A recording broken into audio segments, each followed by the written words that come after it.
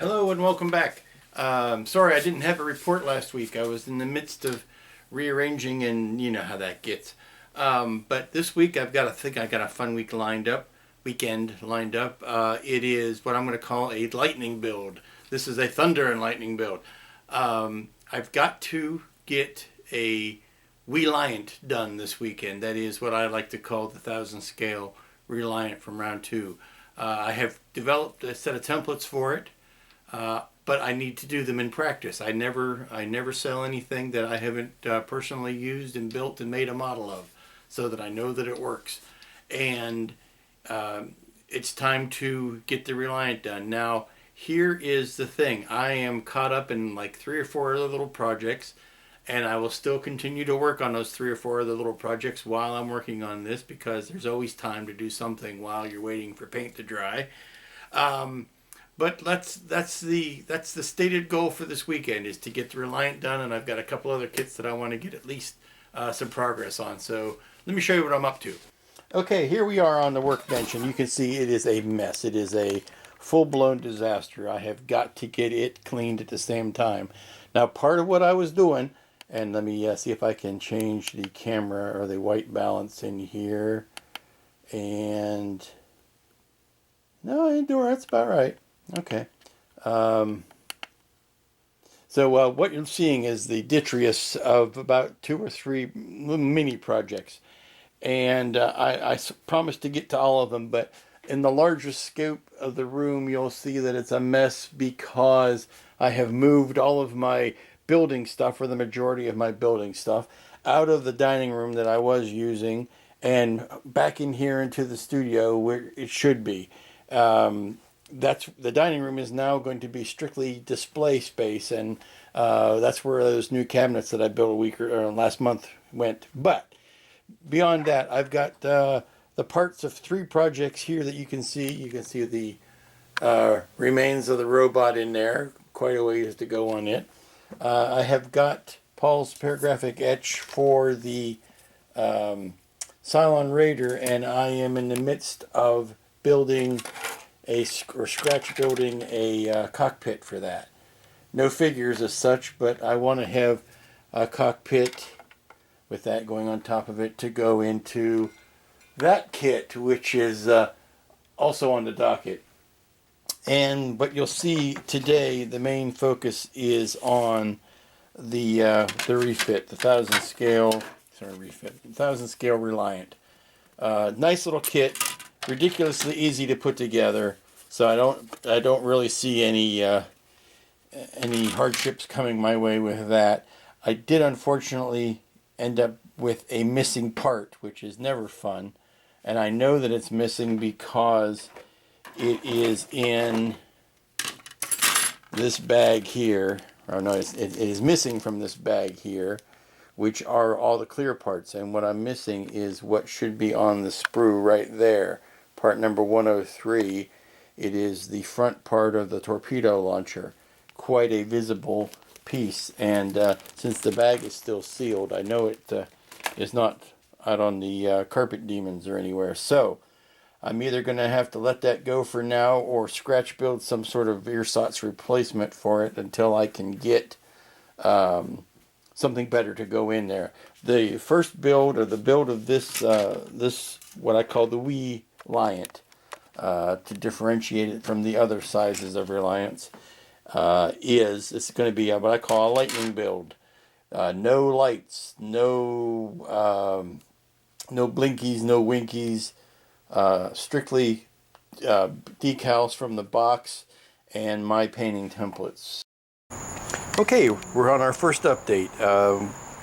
You can see I've done a lot of construction, but I've left it in the major sub-assemblies, and I'm putting a coat of the Duplicolor primer sealer. A lot of people ask me exactly what it is you're talking about when you talk about your Duplicolor primer. That's what it looks like, Duplicolor primer sealer.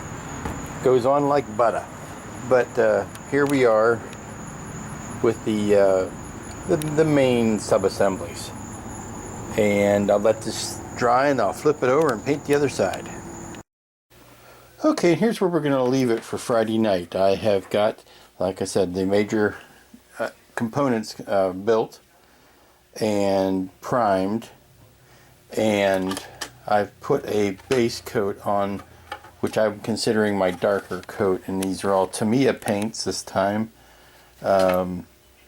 because frankly, those were the ones I could lay my hands on first. Like I said, I'm reorganizing, and I've moved so much stuff around that I can't figure out where everything is yet, so I could find my Tamiya Paints, so those are the ones I picked. And I mixed up a darker gray out of some light gray and some flat white and a touch of light blue in here, and a little bit of sky gray, so that just to get a good base coat. It looks a little bluer on camera than it is real, but it does have a tiny bit of a blue tint to it. And I'm going to let these set up overnight and let the paint dry and cure and heal and all that good stuff, so that tomorrow morning I can put the templates on and start the other coat. Now, one thing I did do is I have put in the sensor bands. That's part of the template set that I've made, and what's underneath that is the plain old gray automotive primer, which will be the darkest gray on the whole kit. It's the same trick I used on my Into Darkness Enterprise that I was able to make the sensor bands on that. So giving that another try just to see how it goes. Good morning. It is day 2. It's Saturday, the first full day of work on the Wee-liant. It is at the current state. It is had primered. It is had a base coat on it, and now we get to the fun stuff and we start painting with the templates. In this template set, there are 2 of these. This is what I call my texture patterning template, and it's meant to give an overall impression of things. It's not a specific Aztec as such, but you can see I've taken out all of the pieces that were in here, and that's them. And what I'm going to do is apply them just randomly to this area of the ship.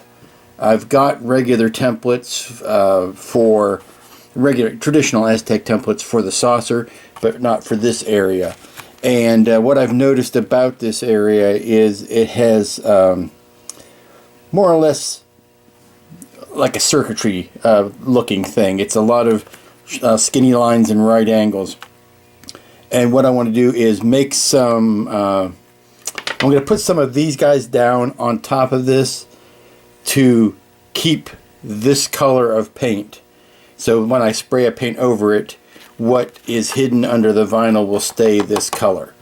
I'm sure it sounds all confusing now, but you just wait till I get to it and then you'll see. So that's the next step. Now you'll notice I'm not being too picky about where these go. I'm just kind of picking them up off of the sheet and letting them go wherever they land. Now I am doing 2 things.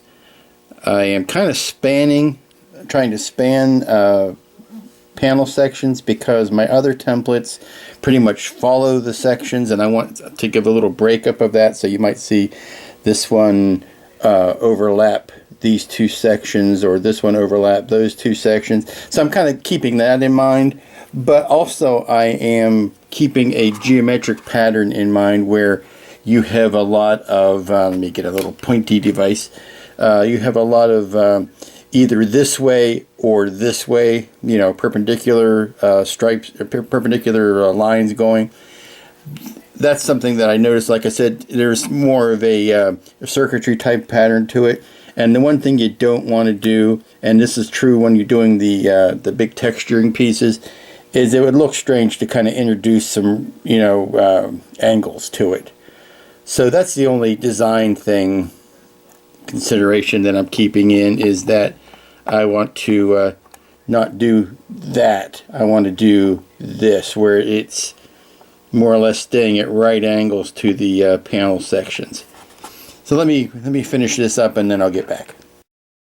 And here we go. This is all of them just from this one piece. Now you can see I got one little booger left up there. I can pop him off and find a place for him. Let's see. Oh, he looks good right there. But you can see I try to avoid the appearance of a symmetrical pattern. I just want some random shapes on there, but they all have the perpendicular nature to them. They all are all north, south, or east, west. No angles in there. So now that I have these areas blocked, I can spray a lighter coat over. What I'm going to do is come back in with this piece and spray through the holes and make lighter patches on top of this. I think it'll become apparent when you see me spraying, or when you see the results of the spraying, since I can't spray and record at the same time. You'll see what I'm talking about there. This is what I'm doing next. I'm taking that piece and I've got it adhesive side up, actually, so that it's not sticking down to the final pieces that I've stuck to the hull. And I'm just shooting some lighter gray through it, moving it around and then shooting more through it, never sticking it down permanently. So the shapes are kind of a little bit more fuzzy than they might be if they were straight down. Nice thing about this, the ship, the way it's laid out, is I know that the rectangle, that the outside of that template is square. So if I line it up on one of the grid lines, then I know all of those shapes will be perfectly perpendicular to that square. So I can keep my shapes going in the right orientation that way. Hopefully you can see where we're going with all this. The result is you have overlapping shades of the gray on top of the ship hull. Now I still haven't put the major templates down yet, so that this pattern will get broken up even more. But the fun thing is, the more you overlap them, and again, as long as you keep them perpendicular to each other, you don't mess up your circuit looking thing. But you could do a pass with a metallic or a reflective, not reflective, a translucent, or an iridescent if you like. Like I say, you could use a metallic one just to throw it in the middle and cover it over and blend with your various colors. But the effect is what I'm going for. It's a nice, I'm hoping that the lighting is showing the patterning that's happening there. And the more that you do it, like I say, you get overlaps and different color intensities and things like that. Let me, yeah, you can see it under the other light. And again, you don't want to overdo it. Just as, whatever floats your boat on. It's like weathering, You do it to suit your own eye.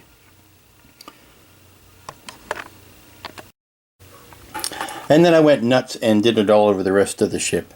Now you see that with this piece, instead of doing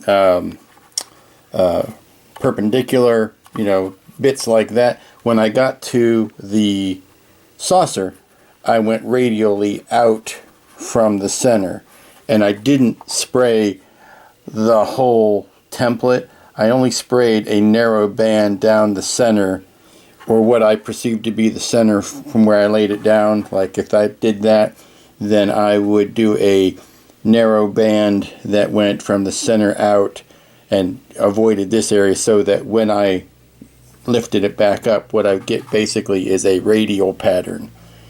It is not perpendicular to the saucer, it's radially out.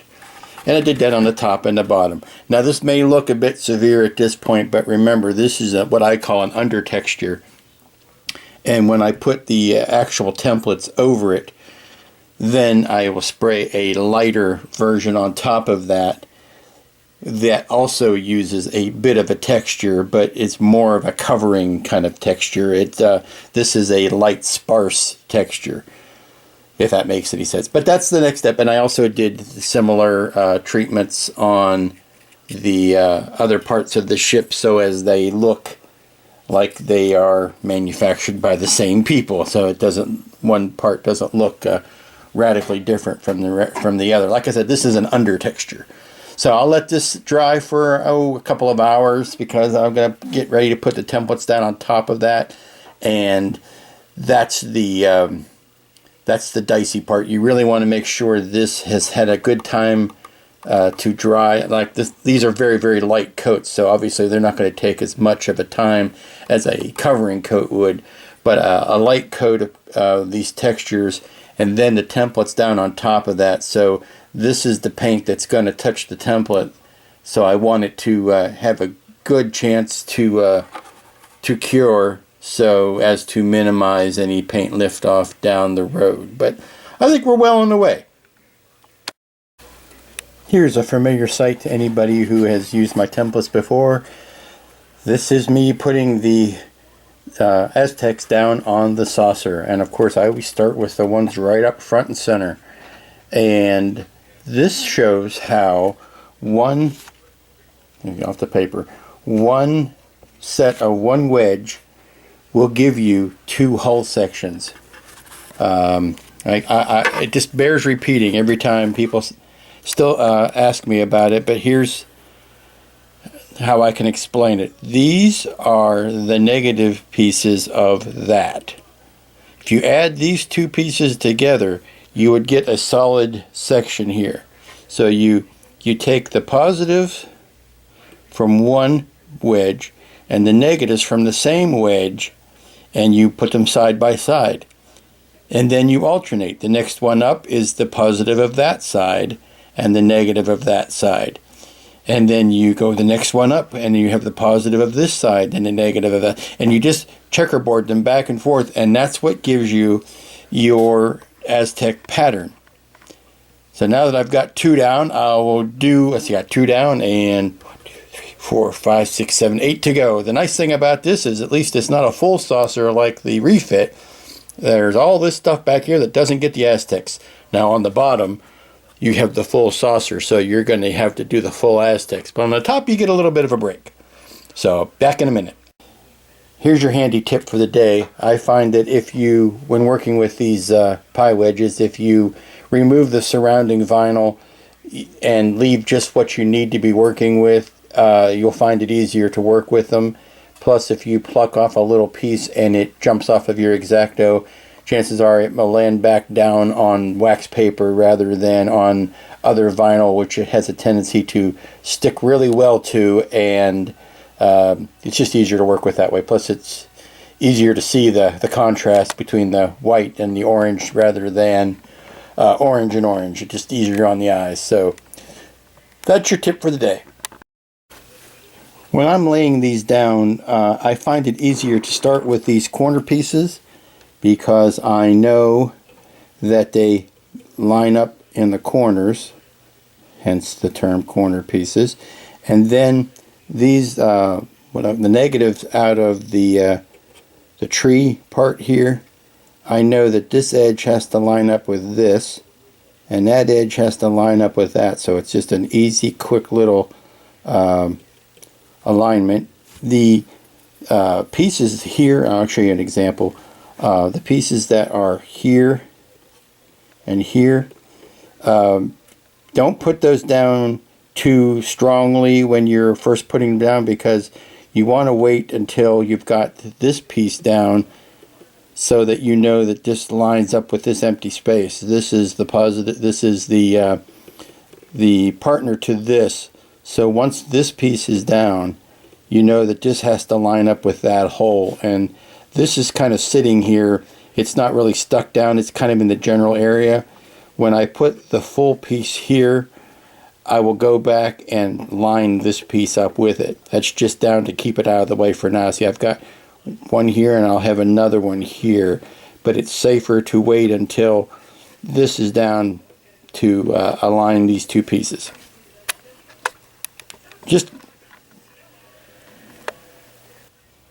And here's a problem that's unique strictly to the Miranda class, this Reliant.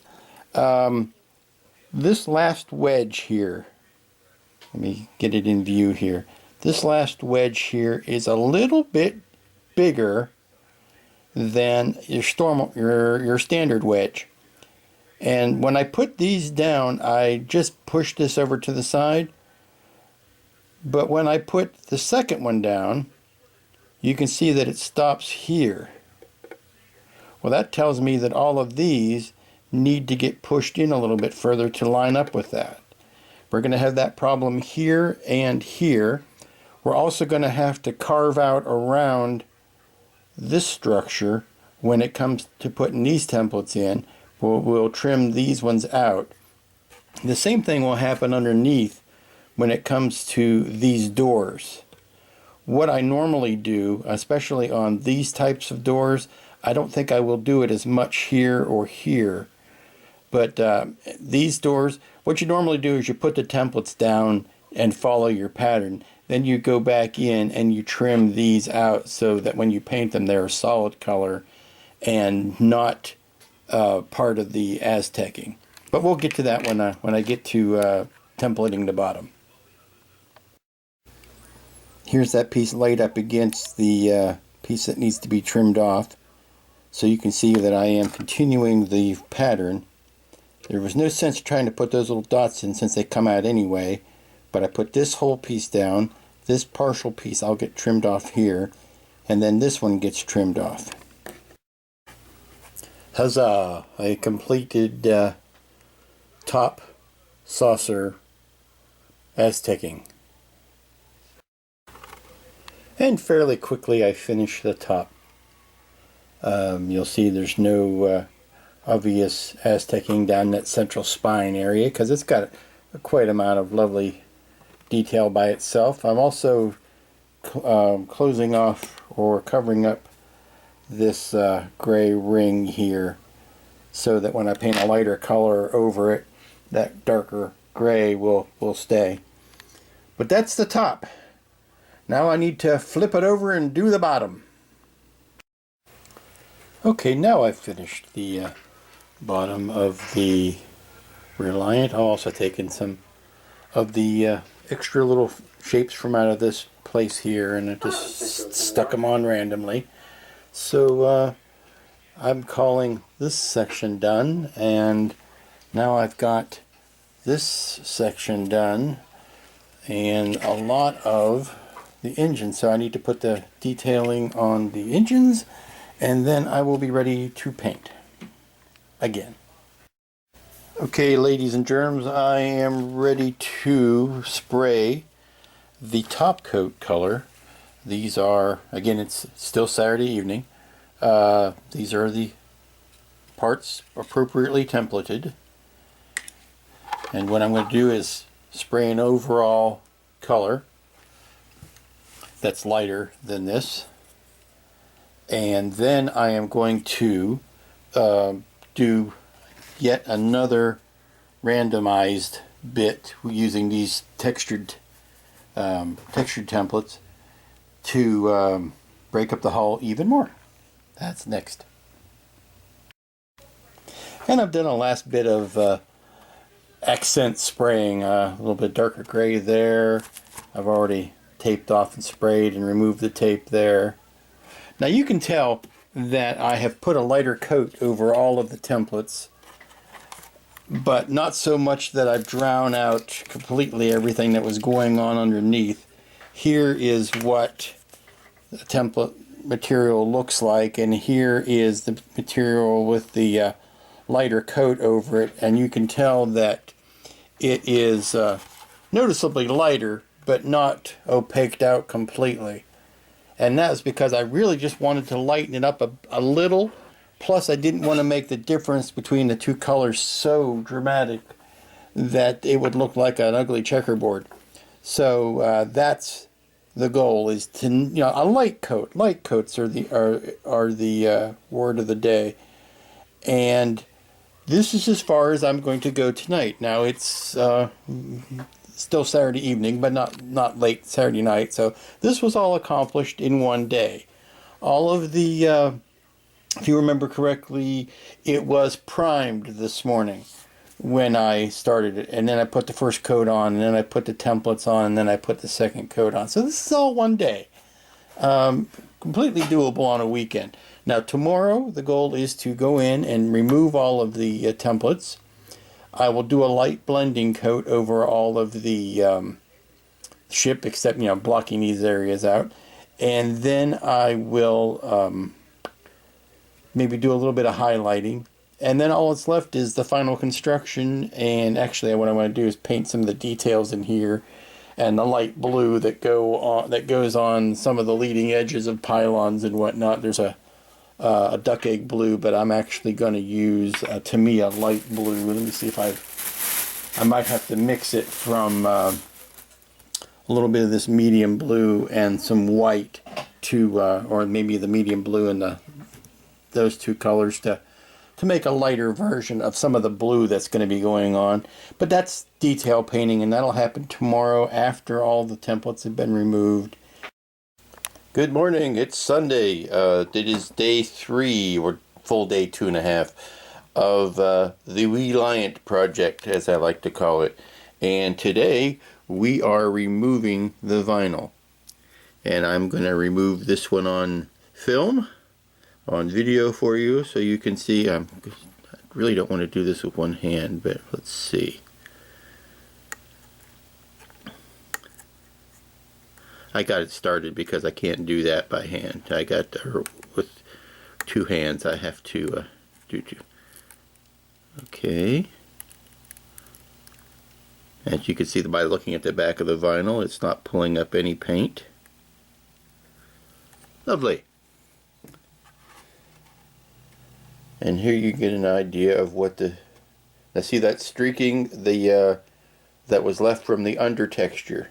So it's not a straight, strict black and white or two-tone effect. It actually has the remainders of what's going on underneath, which is why I did the undertoning. But very good. Okay, well, I'm going to do a bunch more of this and then come back to you. Got the top of the Reliant here, and it is got half of the templates off, so I figured it was a good place to start an update. Really pleased with how they come off. They've not lifted up a bit of paint. Now you can see what I was talking about as far as that being a little bit too checkerboardy. So what's going to happen is after I finish removing these templates, I'm going to shoot it with a clear coat. Just a satin clear coat, just a light one, just to kind of lock everything in. And then I'm going to go over it and mist it with a blending coat of the lighter gray that I used. And then I'm going to go in and paint, or go in with the blues and do some of these details that need to be painted in. And that'll be the next step. Here's the pile of discarded templates. A sad, lonely pile that it is. And here's the wonderful result.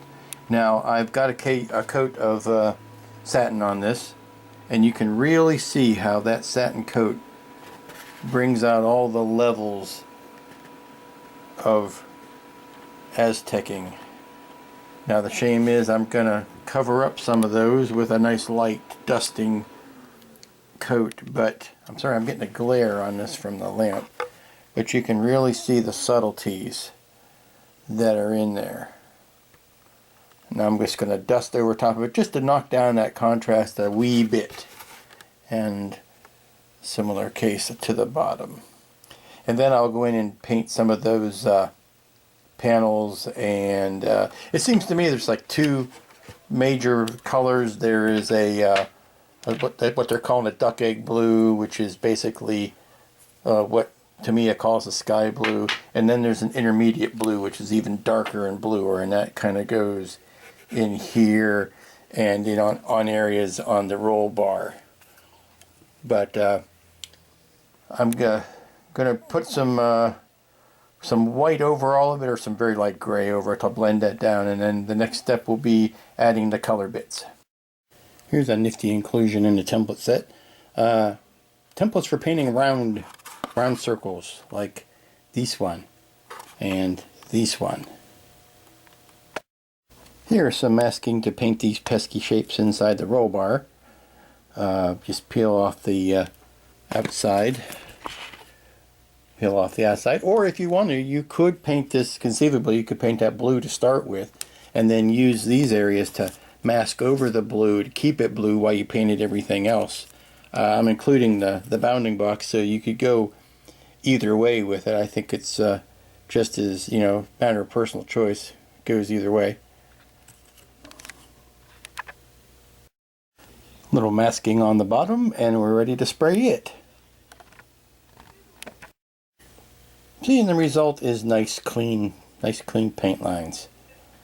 Not all of this ship can be painted with an airbrush, but when you can, you probably should, because you get nice, clean, even strokes. You don't get a lot of brush strokes. And you can see I've got some of the hatches underneath taped off and painted in. I've got a lighter gray or a not so bluish gray that I'm gonna mix up for those other hatches. Okay, Beth, the only part I haven't really talked about in the template set are these.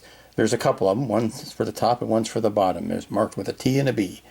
And what they are is to introduce, they're used to introduce little random panels of color. The Reliant has, if you believe what's on the front of the box, it's got little blue squares, little gray squares that are in addition to the standard grays of the Aztec pattern. So what this is going to allow you to do is you lay this down on the hull and you kind of line it up with a hull section. That way you know that they are radially correct. They're not going to be a weird angle. And you can choose. You use a mixture of a gray, you could use a blue, and you just, here or there, just do a little dot. You don't have to fill every hole every time with every color, but just speckle them around. I'll show you how it looks. I love this result. What I basically decided to do was to go around with a single color and then come back and make another pass with another color. But I'm really liking the randomized results here. What it looks like is just very distinct panels that are seemingly randomly placed. And it just adds to that overall Aztec texture. Now I think that looks just dandy. Nice little randomized pattern going on there. There's a danger that you might overwork it, so I've decided to step back from it. It's coming up on 4:30 on a Sunday afternoon, which is closing out my working day. And I got 90% of what I wanted to get done this weekend done. I've got all the templates on. I got all the patterns painted. I've got, like I say, all I've got left to do really is to finish up the construction. Painting the details is the next bit, and that's really, it's not something that's in the template set, so it's really up to you to paint the details. So the rest of it, everything that is left really needs to be done by hand and is not going to be helped by the template set. So of course there's some detail work to do in here. The big amount is painting the bridge detail, and that's really small enough that it needs to be done by hand. Setting up a template for that, it would be picky enough work as it is. Let's see, the nacelles need done. I need to paint the grills inside and out, the copper bit that goes in the front there, and then it's ready for some detail work. And now I remember I told you that I did not have this part. This part did not come in my kit, so I can't do anything about that. I've got that part in the back, and I've got the blue painted on it, but not much I can do about a part that I don't have. But the last bit of construction would entail putting this on top. There is one more painted blue line here that, you know what, I think maybe I can try to get that in, because I can use vinyl to mask that off. Hold on. Okay, good enough. Got the blue line on the front. Whether you can, oh, there it is. Got the blue line on the front. And like I said, that's the part that's missing. I'll scratch build something in there if I have to. But yeah, it is majorly done. I think I'm going to hand paint a little bit before I chop this video together, so I'll take a last shot after I do that. Okay, I've decided I've got enough done for this weekend. I've started some detail painting. Now I've got to put the the silver over the dome, and I'm going to do the front of that with the same goldish champagne gold that's on the refit bridge. So yeah, it's a little bit sloppy on that blue ring, but I'll touch it up later.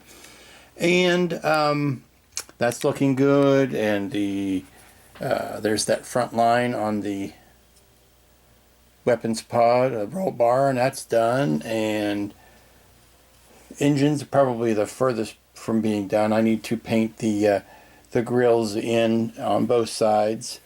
And that'll be the subject of the next volume. Next volume will be detail painting and construction, and then a good glossing, and then decals. And then after the decals, a flat coat to finish it off. But for a weekend build, I got pretty far along. So until chapter 2, I bid you adieu.